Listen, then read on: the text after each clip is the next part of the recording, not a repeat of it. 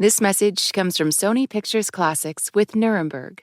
The Allies seek justice for the Holocaust. The chief prosecutor leads the trial of the century, while a U.S. Army psychiatrist battles Hermann Goering's mind. Nuremberg starts Friday, only in theaters. Heads up, this episode contains some salty language, but that's our right as Americans. Hey everyone, you're listening to Code Switch, the show about race and identity from NPR. I'm B.A. Parker, and I'm joined today by our senior editor, Leah Donnella. Hey, Leah. Hey, Parker. All right, what do you got for us today?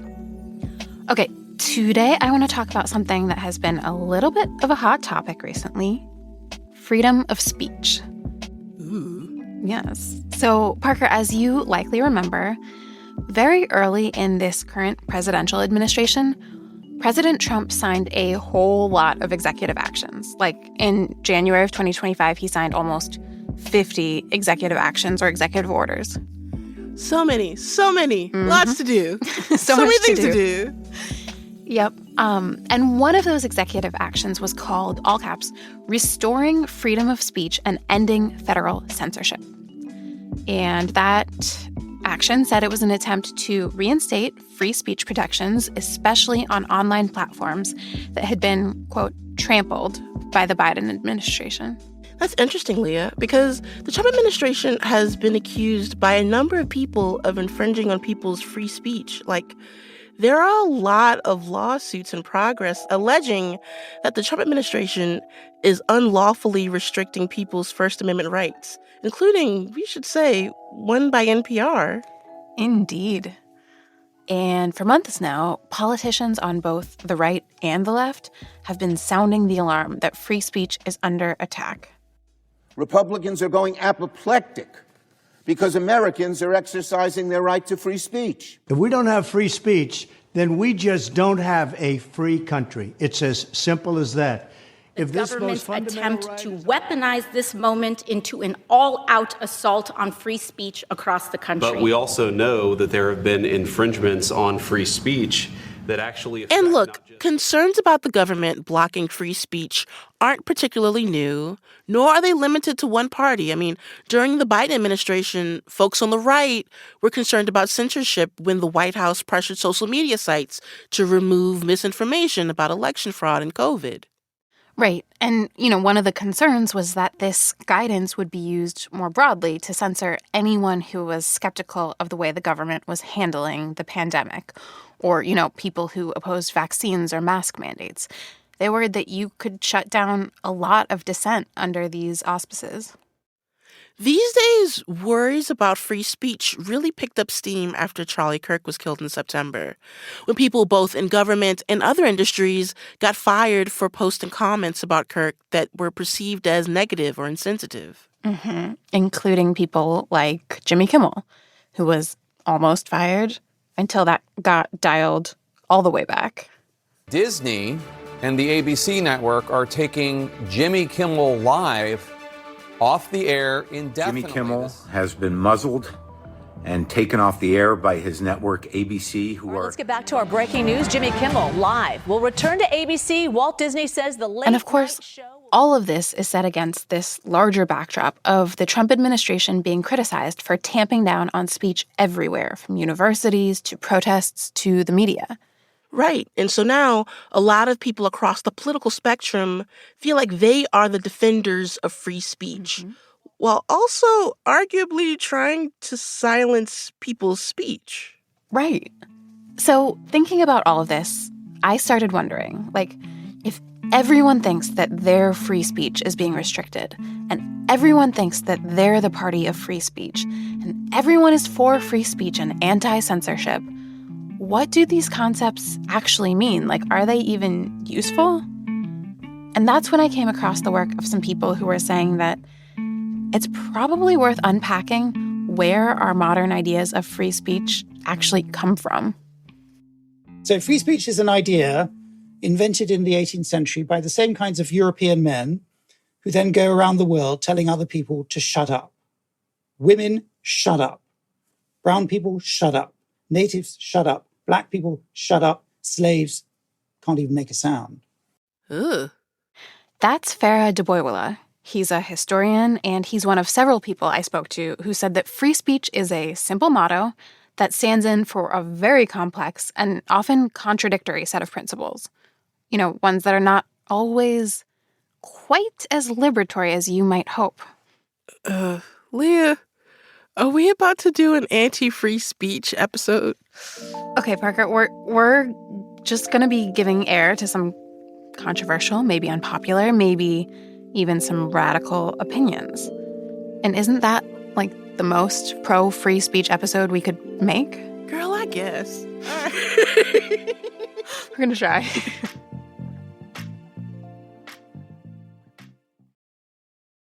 This message comes from NPR sponsor Abrams Books.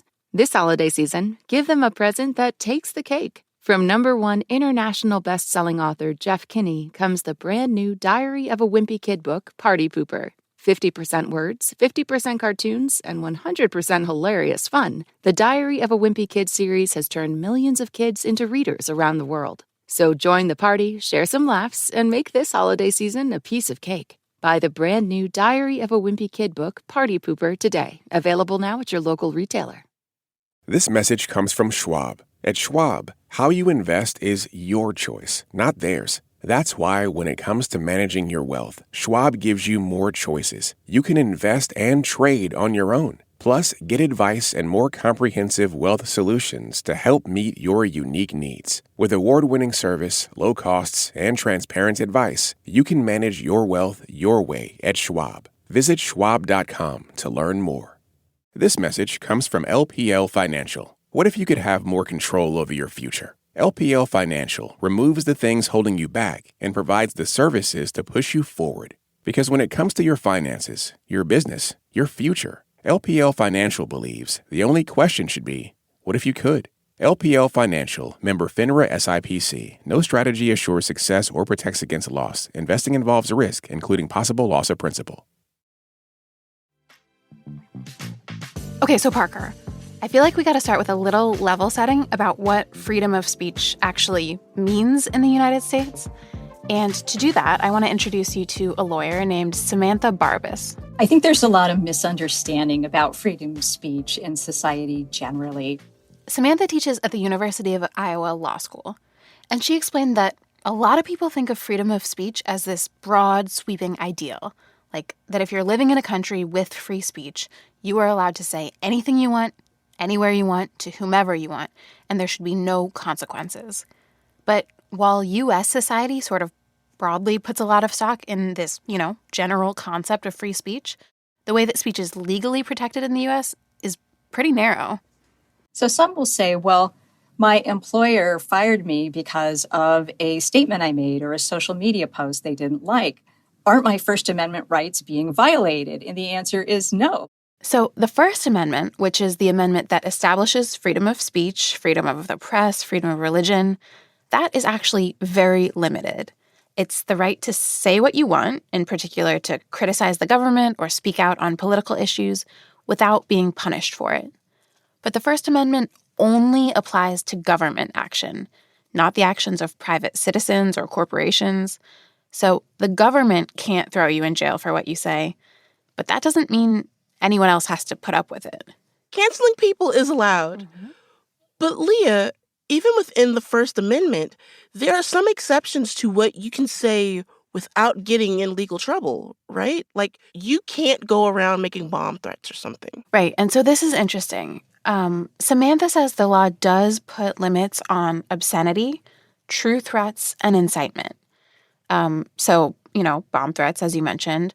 And that's also why we can't say words like and on the radio. But the more interesting thing, I think, is what people are allowed to say.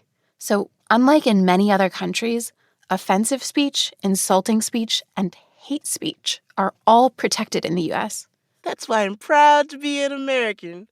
We protect the right to say racist things. Stars and stripes forever. I am saying this all tongue-in-cheek. Please don't come at me. USA. Okay, but yeah, Parker, we're going to get into why hate speech is protected in a bit.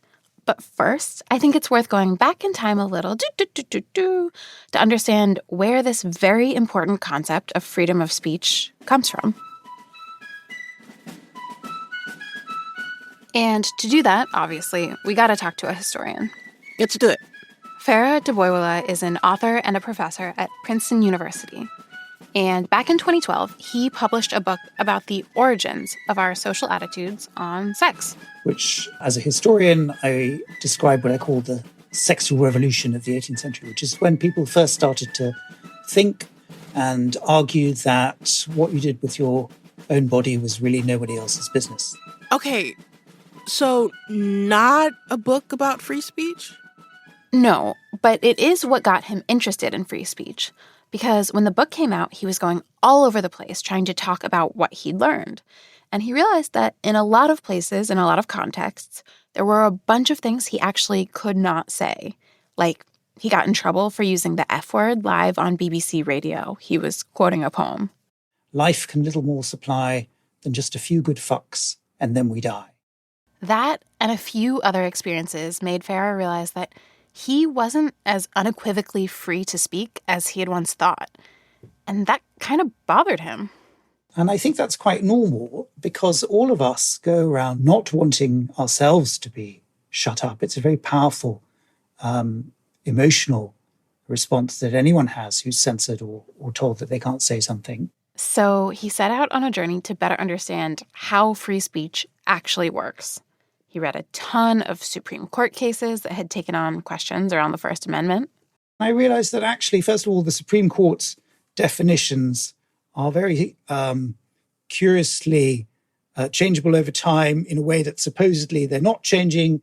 So he went back even further. He started reading earlier articulations of free speech from people like George Orwell and John Milton and John Stuart Mills. And he realized that those texts weren't getting him much further. And I'm afraid the short answer is that it's not possible, really, to make a watertight theory of free speech because not only is it always entangled with power, but it also depends on denying certain basic fundamental truths about how communication actually works. Like the fact that not everyone is free in the same ways. You know, someone who's independently wealthy doesn't really have to worry about getting fired for expressing an opinion. Whereas someone who is struggling to support a family probably needs to be really careful about saying something controversial. And then, of course, not everyone has the same platform. Yeah, like if Donald Trump says something, no matter how wild, it's going to be covered by the nightly news, by every network. Mm-hmm. Whereas if my great aunt says something, no matter how brilliant, there are about like 3 people who are going to hear it. Exactly.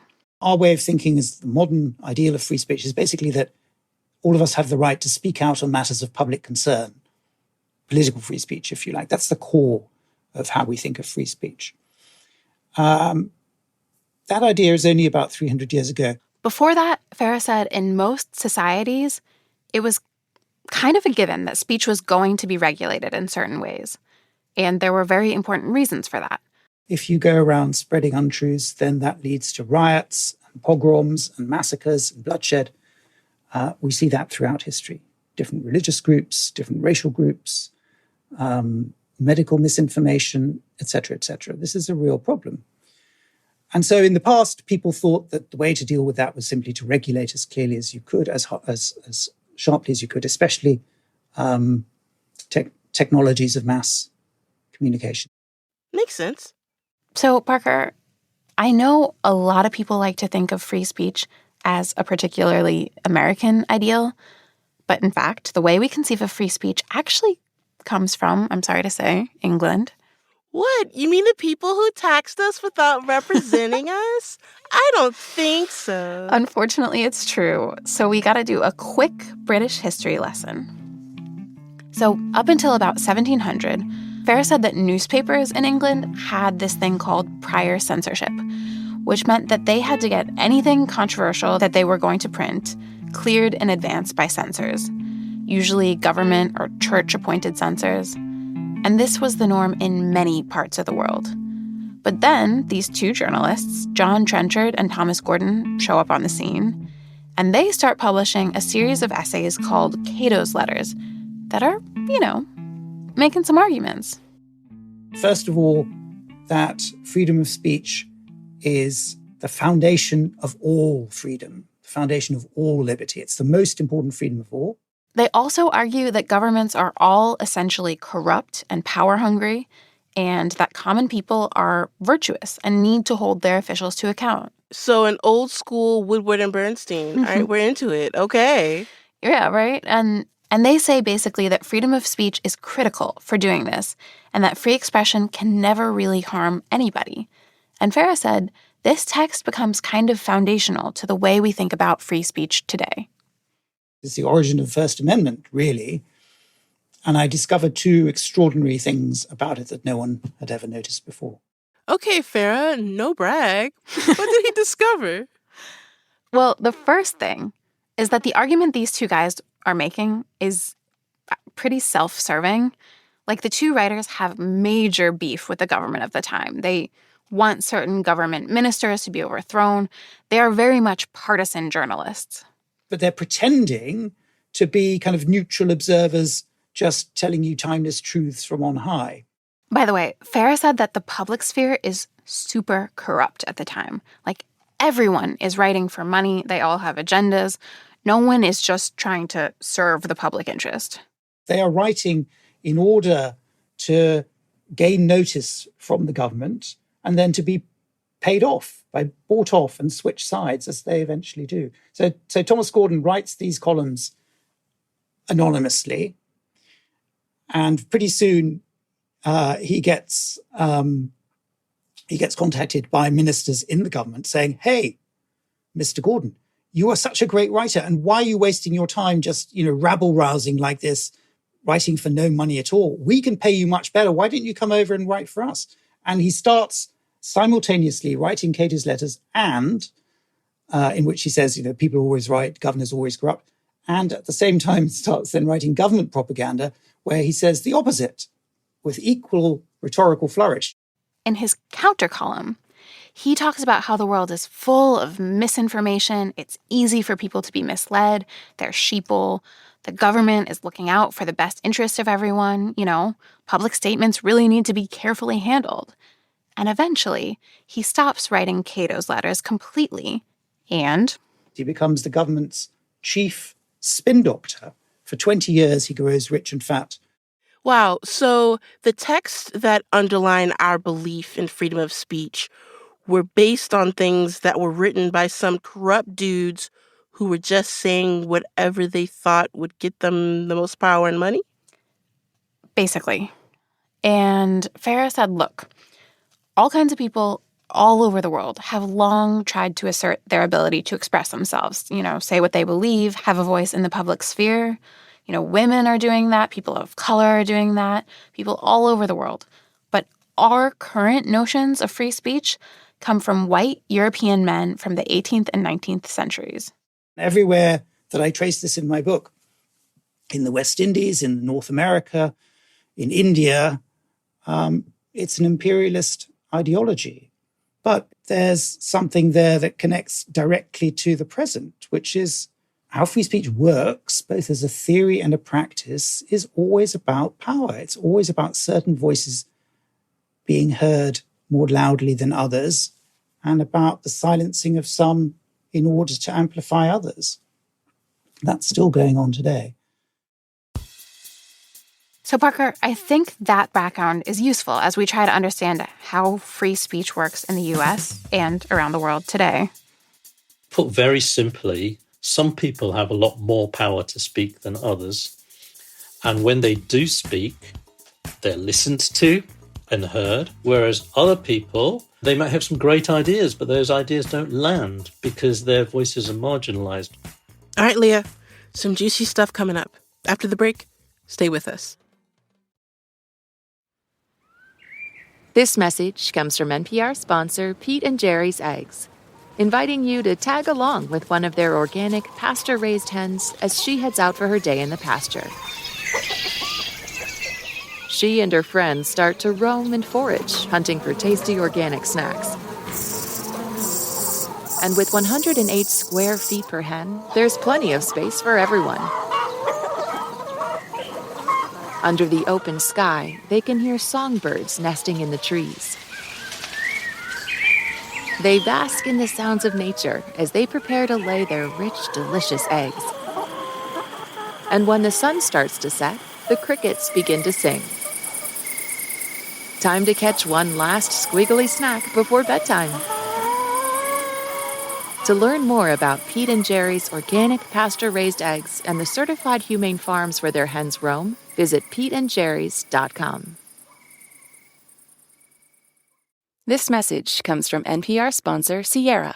Ever found yourself waiting on hold, losing patience, and then hanging up? It's frustrating and all too common. That's why there's Sierra, the AI platform that makes talking to businesses easy. No stock answers, no hold music, just real solutions, fast. Visit Sierra.ai to learn more. Parker. Leah. Code Switch. And we're back talking about free speech and some of the contradictions baked into that idea. Now, before the break, we heard from Farah Deboiwala, an historian who talked about where our modern notion of free speech came from. Yep. Farah explained that the idea of free speech has always been wielded in contradictory ways by people with very different purposes. And to understand that even more, I want to come back to the other person we heard from earlier, Samantha Barbas. She's a lawyer who focuses on free speech, right? Mm-hmm. And Parker, remember she was saying that in the U.S., hate speech is not restricted, it's not illegal? Oh, I remember. We reserve the right to say bigoted things. We sure do. But maybe not for the reasons you might imagine. Because here's the thing. A big reason that we don't have laws preventing hate speech is the civil rights movement. Now, why are we in it? Well, in the 20th century, Samantha says some states actually were toying with adopting hate speech laws. But groups like the NAACP, the American Jewish Committee, believe that hate speech laws would actually, in the long run, hurt minority groups more than help them. All right, so how so? Samantha said that hate speech laws often use terms like offense, insult, and incite to racial hatred, as in, like, speech that causes insult to a group of people based on race will heretofore be banned under Mississippi state law. But those terms were so vague that civil rights groups argued they could eventually be used against the very people they were designed to protect. Dun, dun, dun. And when you say that the government can suppress speech that is offensive or insulting, you're basically giving the government a blank check to suppress the speech that it disagrees with. And that could be very dangerous to, any unpopular group.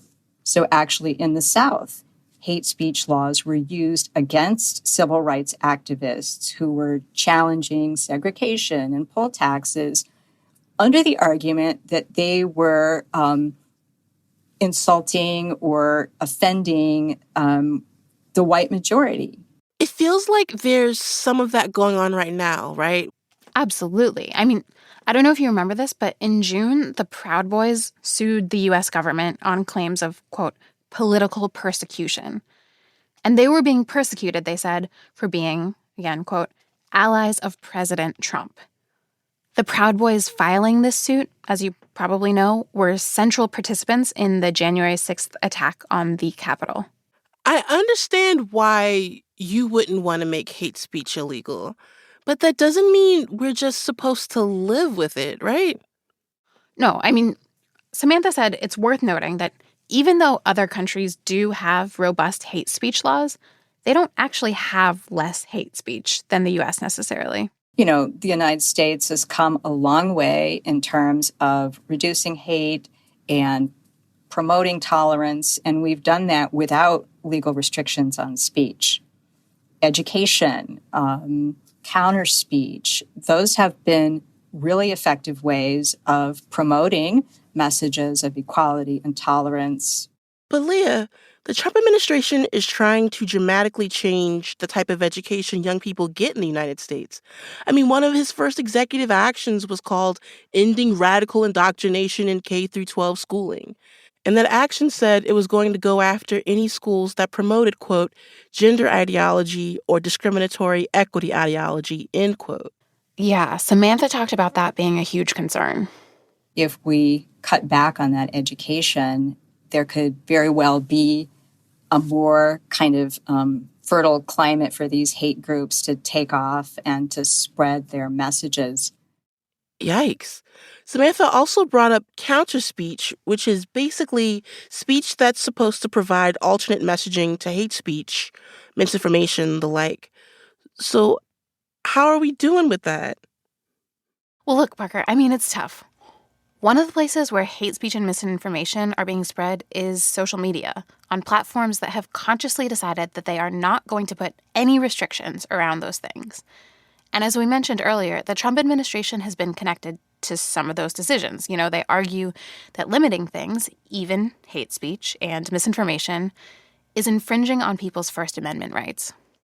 More broadly, Samantha did say that we are in an incredibly dark time when it comes to freedom of speech. A moment that is almost unprecedented in American history. And indeed, the last time we had a period of speech repression that was this severe was the 1950s and the McCarthy period. Right, when the government spied on and persecuted anyone it thought might be communist or sympathetic to communists. Mm-hmm.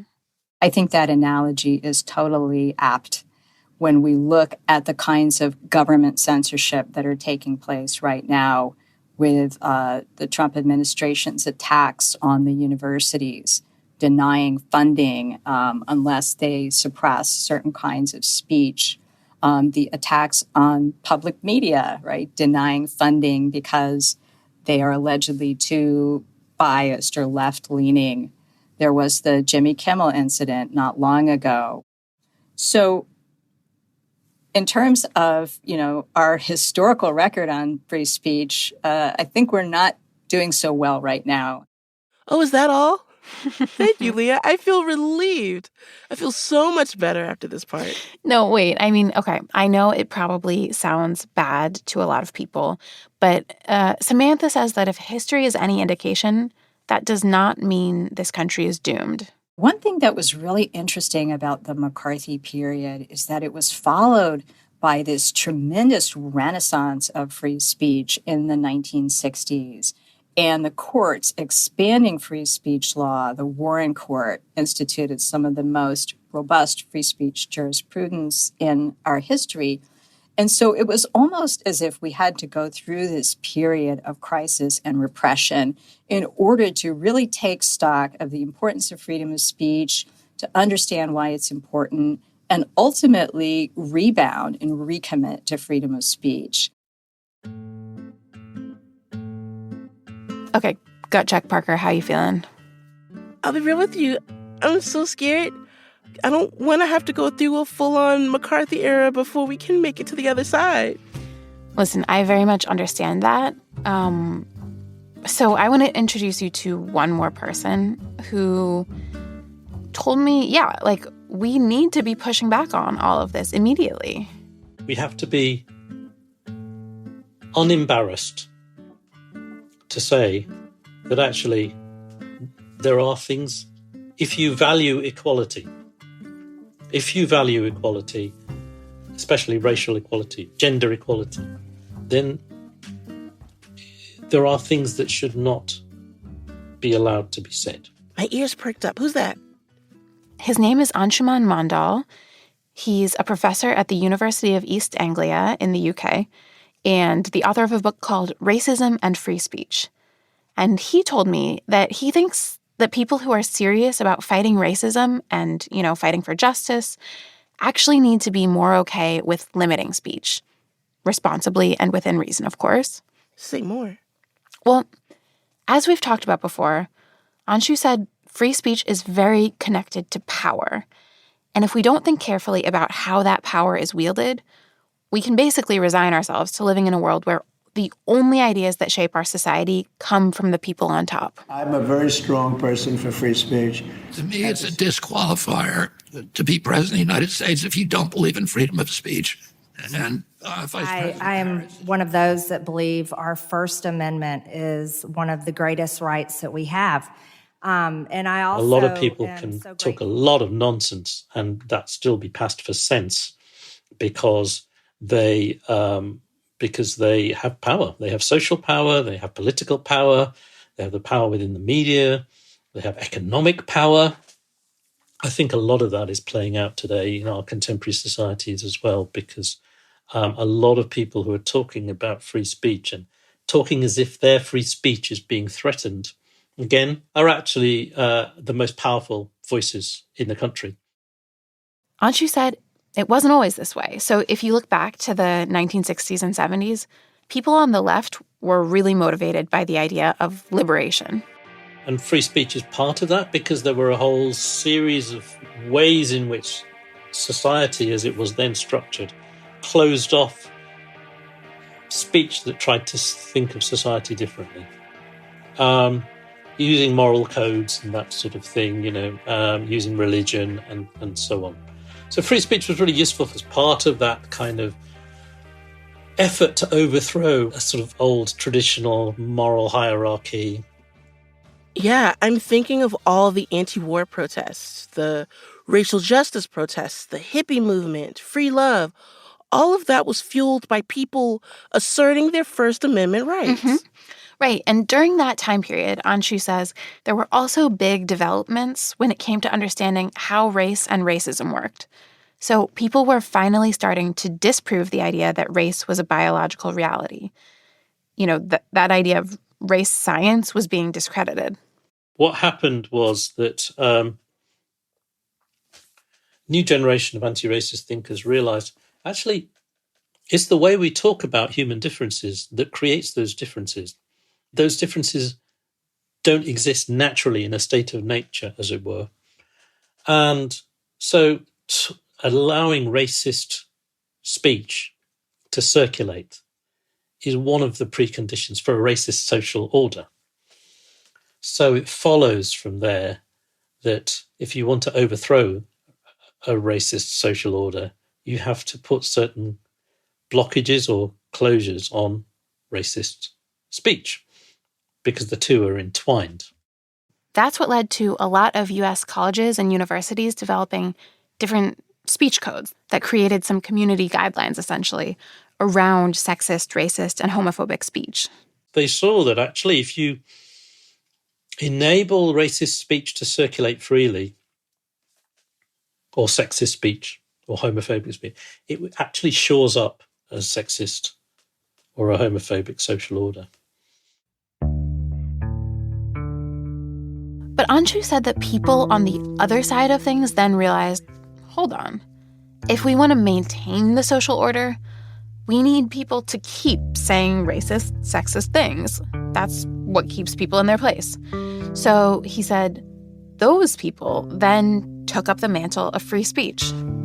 So they started leveraging the First Amendment from about the 1980s onwards against these campus speech codes. So it starts in the universities and then goes out. This whole thing about political correctness gone mad first, and it's only now, 40-odd years later, that we're really in a position where that has come to complete maturity. And that weaponization of free speech that began in the 80s against campus speech codes is now something that is being deployed socially, nationwide, both in your country and in mine, by the right, as a way of saying, look, those guys, those anti-racist guys on the left, they're totalitarian, censor, woke type people. They won't let people think for themselves. So you can see how the left's kind of bid for liberation, for freedom, has been turned on its head. And now the left stands against freedom. So everything is topsy-turvy, is essentially what is happening. Total mirror upside down world, yeah. All right. And Anshu said one of the really insidious things about all of this is that racism isn't just a set of ideas. It's actually a set of fantasies that are rooted in some ideas, but they're also rooted in emotions, fear, anger, resentment, all of those things. Think about what black men being thought of as either muggers or rapists or whatever in a social imaginary of certain groups of people. And he says those images and feelings are really hard to combat in the so-called marketplace of ideas because unraveling people's feelings and stereotypes and prejudices is much more complicated than just saying, oh no, Black people actually aren't muggers, Mexicans actually aren't rapists, Haiti actually isn't a shithole country. We haven't got the firepower, if you like, the rhetorical, political, social firepower to challenge that just through argument alone. So, Leah, this all makes sense to me, but what does Anshu see as the solution? Like, if free speech is allowing all these horrible realities to perpetuate, then do we have to start limiting free speech? Well, Anshu said he's not advocating that we start throwing people in jail for, saying something racist, unless, of course, it is a true incitement to violence. But he says people who care about racial justice need to change the conversation. We need to call people out when they are racist or when they engage in racist speech. And we shouldn't be embarrassed to say there ought to be consequences for that. So right now, he says, free speech is used often as this kind of trump card. Like, okay, here's an example. If students at a university protest a certain speaker and try to keep that person from speaking, they're often criticized as being anti-free speech. And what Anshu is saying is, when you accept those terms of the argument and get pulled into a debate about who is more pro-free speech and anti-censorship, you can really lose the opportunity to make a bigger, more urgent point. So instead, he said that people who care about fighting racism can use counter-speech, moral persuasion, social sanctioning, canceling, as some call it. Social sanctioning? That sounds more mature than canceling. Yes, it's a sophisticated man's canceling. Bring that into the forefront. It's like you're embarrassing us. You're being socially sanctioned. And then he also brought up this idea of blocking, a term that was coined by the Oxford philosopher Ray Langton. It's a form of counter-speech which doesn't argue with the proposition, the racist speech. It's a form of calling out that actually lays its racism's cards on the table. A lot of the racist language these days uses code. It's not openly racist in the way it was before. What blocking does is it calls out the presuppositions lying behind that code. So, my challenge to those who use the word woke is, what is your problem here with people striving for equality? What's your problem with inclusion? What's your problem with diversity? DEI has been used as that another kind of these empty phrases that enables people to get away with not saying what they're really saying. So draw that out. So what is it? What is it about equality that you don't like so much? So basically, Anshu is saying people need to stop worrying over whether they're going to be labeled as anti-free speech and start refocusing conversations on the actual issues that matter more to them. Right, and not to be afraid of making it clear that there are going to be social consequences for people who say offensive things. Even if they're just small, mundane social consequences, the things that come with living in society. Like, Anshu brought up the fact that he used to get bullied in school for being Indian. It was those jokes about Indian accents. It was the jokes about, seeing my teeth in the dark, those sorts of things. And because I was literally one of a handful of non-white people in the school, I just grinned, I laughed it off. I'm really deeply ashamed of that now. I wish I had the wherewithal and the courage and the capacity to speak back. But actually most of us don't because we're scared, We are not in a position to speak back sometimes. But I don't think we should ever let it go. Oh, boy, okay, Leah, it feels like what Anshu is saying is pretty reasonable, but we're living in this moment that feels so high stakes, with Charlie Kirk being shot and killed, and the government wielding so much power to control people's speech. Like, Is it even possible to have nuanced conversations about what type of speech is acceptable? I think in this moment it is really, really hard. But Anshu says to remember that these dramatic moments of violence and tension and uproar are exceptional. And they are particularly prone to yielding really polarized reactions.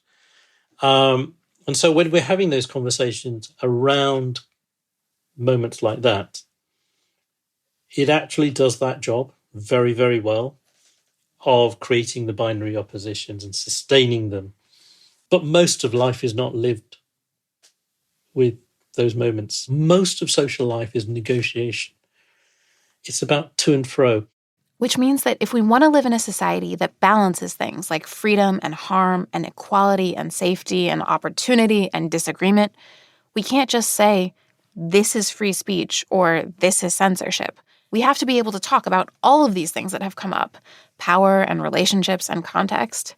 Because if we can't talk about those things with nuance, we actually have even less ability to speak. What the weaponization of free speech has done is to delegitimize, to actually disallow pushback, to actually disallow calling out. By characterizing those people who would push back or call out as woke totalitarians, what they're actually doing is saying, don't push back, don't speak up, and that's a form of silencing. That's what it's all about. And that's what this weaponization of free speech is hoping to achieve.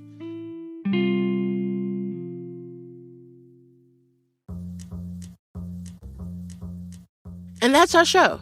You can follow us on Instagram at NPR Code Switch. If email is more your thing, ours is codeswitch@npr.org. And subscribe to the podcast on the NPR app or wherever you get your podcasts. You can also subscribe to the Code Switch newsletter by going to npr.org/codeswitchnewsletter. And just a reminder that signing up for Code Switch Plus is a great way to support our show and public media, and you'll get to listen to every episode sponsor-free. So please go find out more at plus.npr.org/codeswitch. This episode was produced by Xavier Lopez and Jess Kung. It was edited by Dahlia Mortada. Our engineer was Jimmy Healy. And a big shout out to the rest of the Code Switch Massive, Christina Kalla, Verilyn Williams, and Gene Demby. I'm B.A. Parker. And I'm Leah Donnella. Hydrate. Leah, you've done enough of these. You need to sign off. I'm going to bleep you. I reserve my right not to speak freely, Parker. This message comes from Mint Mobile. At Mint Mobile, their favorite word is no. No contracts, no monthly bills, no hidden fees. Plans start at $15 a month. Make the switch at mintmobile.com/switch. That's mintmobile.com/switch. Upfront payment of $45 for 3-month 5GB plan required. Equivalent to $15 a month. New customer offer for first 3 months only. Then full price plan options available. Taxes and fees extra. See Mint Mobile for details.